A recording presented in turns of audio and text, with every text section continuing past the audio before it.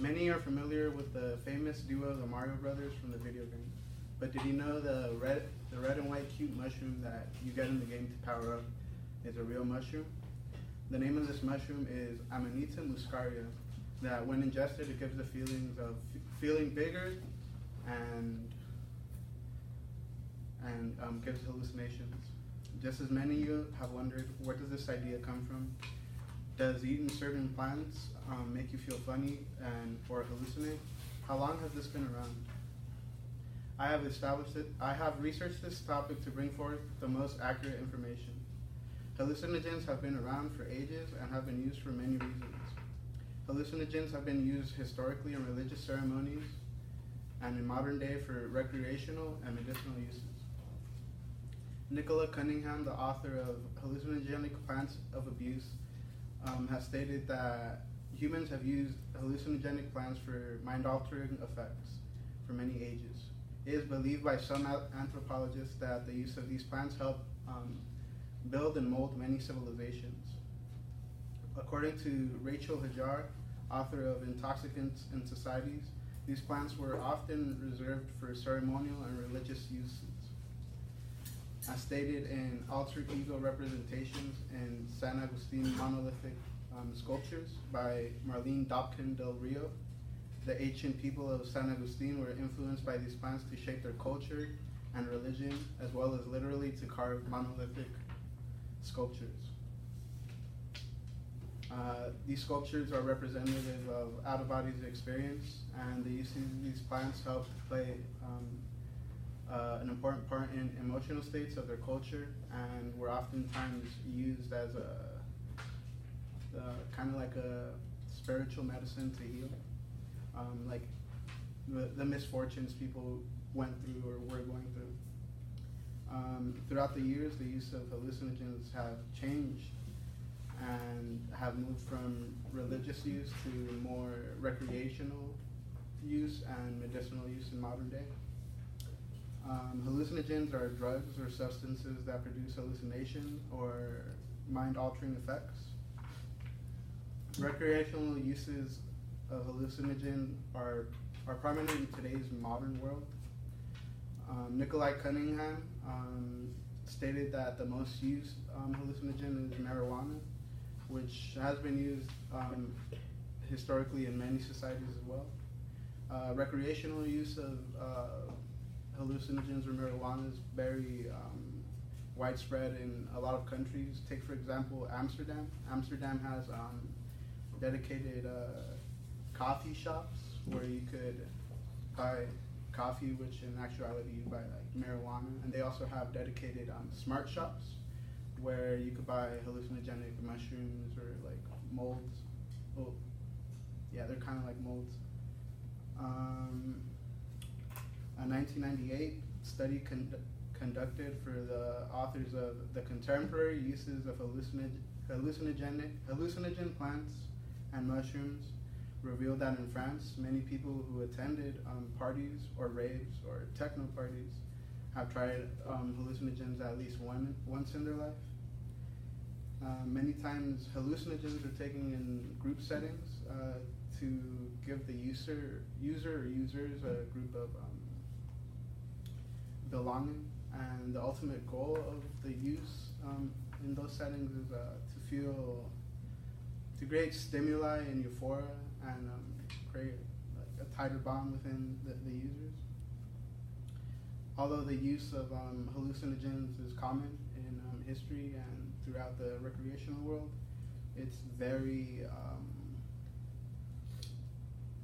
has a lot of negative repercussions due to the addictive nature of it and the effects that it may have on your mind, like after you take them.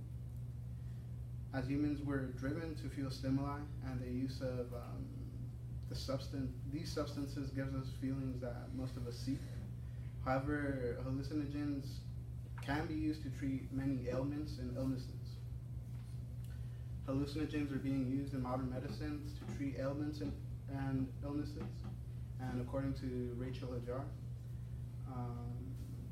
medical marijuana refers to the use of marijuana in the medical field to treat diseases or to improve existing health problems. Medical marijuana is now common in clinical practice, but it's not approved by the FDA. But there is also evidence that shows that it's an alternative substance to painkillers, which can cause a lot of dependency. However, many states in the U.S. allow the use for medical marijuana for treatments in glaucoma, seizures, PTSD, and it's also known that many chemotherapy patients or radiation therapy patients use medical marijuana to calm the effects of the medicine they're given, to calm the nausea so they could keep food down. Other than medical marijuana, many other hallucinogens or hallucinogenic substances are used in medicine. According to Brian McGeaney, author of Cannabinoids and Hallucinogens for Headaches, many sufferers of cluster headaches have three options to choose from when they're looking for alternative medicines, you can say, which is psilocybin mushrooms, LSA or LSD. Cluster headaches are basically severe migraines that affect the patient, and it's caused due to a cranial nerve. No one really knows why that flares up, but a lot of the sufferers have turned to using hallucinogens. One of the most used treatments for cluster headaches is the use of an oxygen mask, but it gets so bad that some of the patients some of the sufferers of cluster headaches turn to hallucinogens. Quick fact, a lot of people that have the problem of cluster headaches, a lot of them commit suicide due to the incredible pain they face because of the cluster headache. Although the use of LSA and LSD is although some patients use LSA or LSD, LSD or psilocybin mushrooms, the legality of those two substances are highly illegal. Most patients go through the trouble of farming their own crop in their house in tubs or a little designated place to grow their medicine, or they consume LSD, which is most of the time bought off the street. But LSA is illegal in the United States. It's not a controlled substance, which you can buy. It's legal to possess and to buy in the United States. And morning glory seeds are one of the seeds that contain LSA. Although the use of hallucinogens is still prominent today, it is still very dangerous and has a lot of repercussions due to its addictive nature. You can overdose, and some of prolonged use of these substances or plants can cause drug-induced psychosis.